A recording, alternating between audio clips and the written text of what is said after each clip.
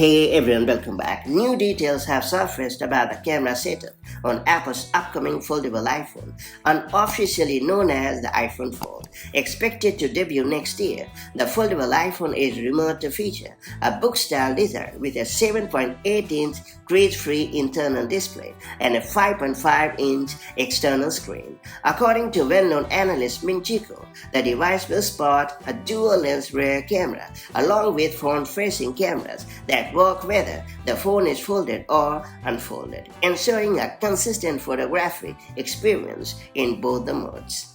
Previous leaks mentioned that the unfolded display would house an under-screen camera, aka USC, but there had been little information about the external camera until now.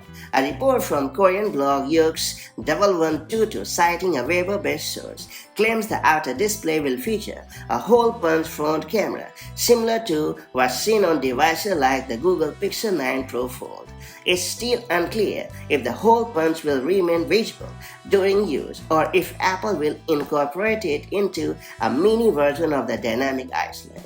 What is more certain is that Face ID won't be part of this model. Instead, Apple is said to be integrating Touch ID into the side button, likely to save internal space for other critical components. It's worth pointing out that Ku knows that the final hardware specs should be locked in by the end of Q2 2025, April through June, meaning some features may still be in flux. However, analyst Jeff Pu reports that the foldable iPhone has already entered the new product introduction aka NPI phase at Foxconn, suggesting many specifications are already set.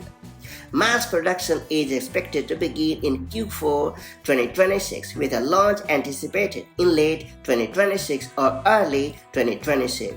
The first-gen foldable iPhone is rumored to cost between $2,000 and $2,300. Apple is also said to be working on a second-generation model slated for mass production in the second half of 2027.